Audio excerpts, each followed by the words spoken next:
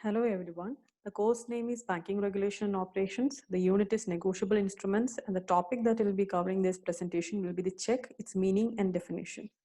So before moving into the meaning and definition of what a check is, I would just like to brief you on the history of the modern day checks, right? So the check had its origins in the ancient banking system, where bankers would issue orders at the request of their customers to pay some money to some kind of identified payees. Okay, such orders at that point of time they were referred to as bill of exchange. Okay, and the benefit of this bill of exchange, which is which was the earlier forms of check, or the first primary forms of check, was that the traders were avoided from being carrying huge amount of currency or gold to purchase goods and services. So that is how the concept of bill of exchange evolved, and after that even the ancient Romans are believed to have used an early form of check, which were called as prescriptions in the first century BC.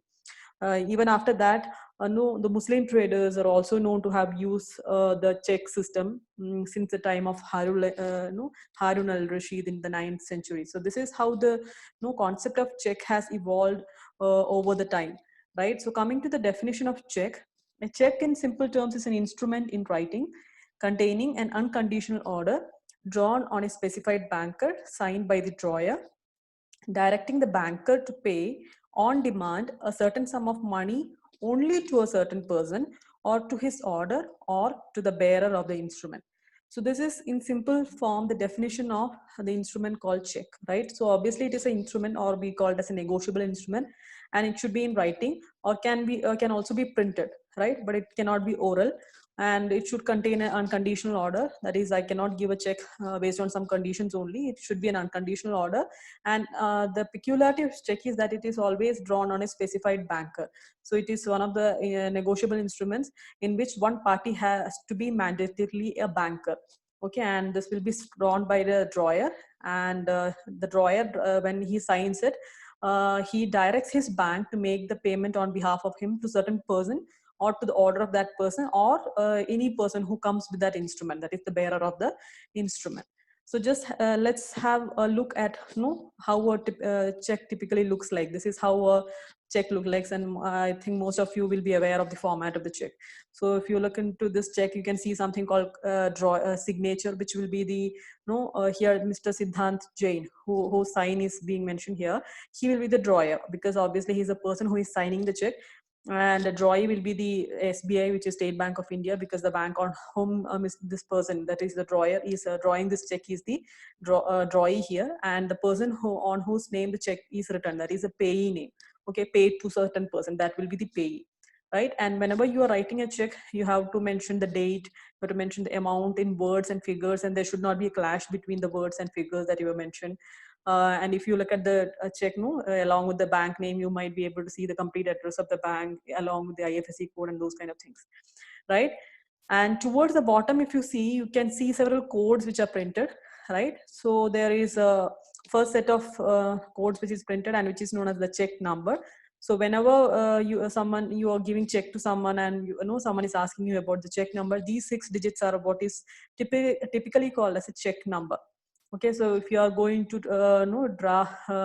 write a request for a DD or something, and when you are presenting a check, in that DD form, maybe you might be asked to write the check number. So this is what you are supposed to write there. The 6 digits, the first 6 digits under the check represents the check number. The second no 9-digit code is called MICR code. Okay, so there is a this MICR code is of vital importance, simply because it is a code, or it is a 9-digit code, I would say, that uniquely identifies the bank and the branch which is participating in the electronic clearing system. So this is the code which is used to identify your bank, the bank's branch, and the city in which the bank is situated, and those kind of things are represented by this MICR code. And this MICR code, which is a 9-digit code, is actually broken down into three separate codes. The first 3 digits of this 9-digit code represent the city code. Okay, that is it represents the city in which the bank is situated. So it is normally in alignment with the pin code that we use for the postal addresses in India, right? The second set of three numbers, okay, that is in this case 002, right? That second set of three digits that represent the bank code, okay, the code for that particular bank. In this case, SBI will be having a particular code, so it is 002. So 002 is the code for SBI.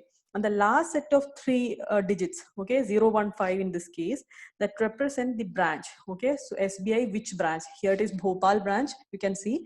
So 015 is the code for the Bhopal branch of the SBI bank. So this is what an MICR code in a bank represents. Coming to the third set of digits, which is account ID with RBI. So the SBI is having an account ID with RBI, and this set of digits represents that account ID. And the last two digits are represents the transaction code for that particular instrument.